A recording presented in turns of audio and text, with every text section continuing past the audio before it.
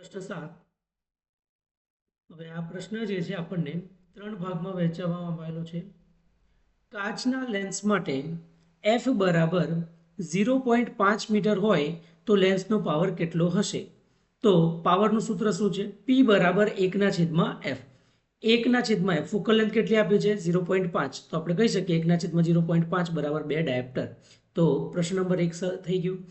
દ્વિબહિર્ગોળ લેન્સની બંને બાજુઓની વક્રતા ત્રિજ્યા અનુક્રમે 10 સેન્ટીમીટર ધન રાખવી, 15 સેન્ટીમીટર ઋણ રાખવી. વક્રતા ત્રિજ્યા R1 અને આ R2. તેની કેન્દ્ર લંબાઈ f રાખવી. લેન્સના દ્રવ્યનો વક્રી ભવનાંક કેટલો હશે?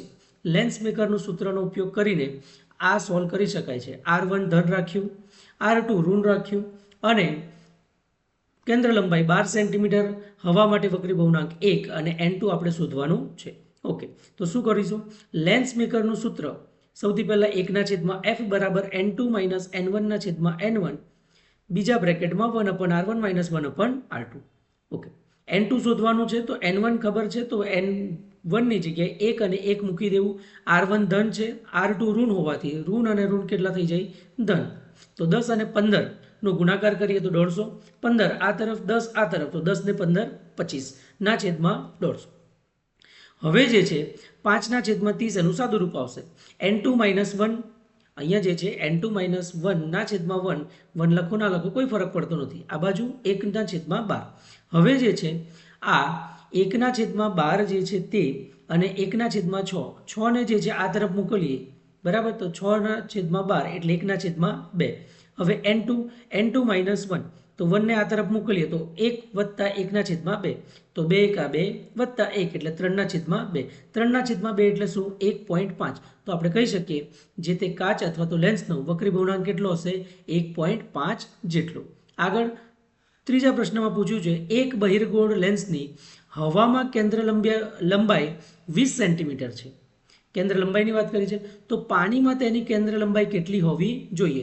હવા પાણીનો વક્રી ભવનાંક આપ્યો છે, હવા કાચ માટે વક્રી ભવનાંક 1.5 આપ્યો છે, બરાબર છે. તો હવે આને જે છે ફરીથી બંને લેન્સ મેકરના સૂત્રથી જ f એ હવામાં જે છે 20 સેન્ટીમીટર તો પાણીમાં કેટલું? હવે આપણે જાણીએ છીએ તેમ હવામાં વક્રી ભવનાંક જે છે એ કેટલો છે? 1.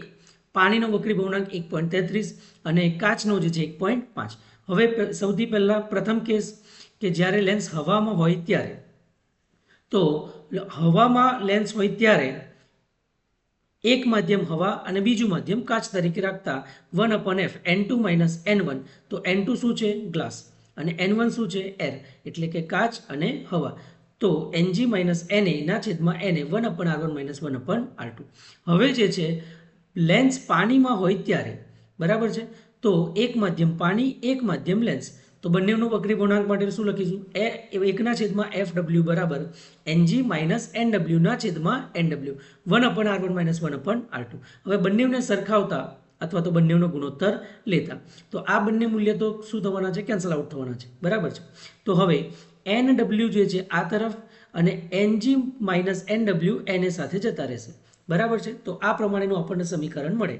હવે આ બંનેના મૂલ્ય મૂકવામાં આવે Ng અને Na ના. ગ્લાસનું વક્રી ભવનાંક કેટલું? 1.5. એરનું કેટલું? 1. ફરીથી 1. પાણીનું 1.33, ગ્લાસનું 1.5 અને પાણીનું વક્રી ભવનાંક કેટલું? 1.33. આને સોલ્વ કરવામાં આવે તો આ થઈ જાય 1.5 માંથી 1 એટલે 0.5. 1.33 તો એવા જ રહેશે. 1.5 માંથી 1.33 0.17, બરાબર છે. હવે આ 20 જે છે ફરીથી આપણે ક્યાં લઈ જઈશું? આ તરફ.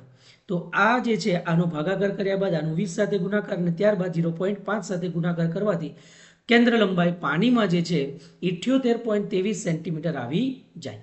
ઓકે.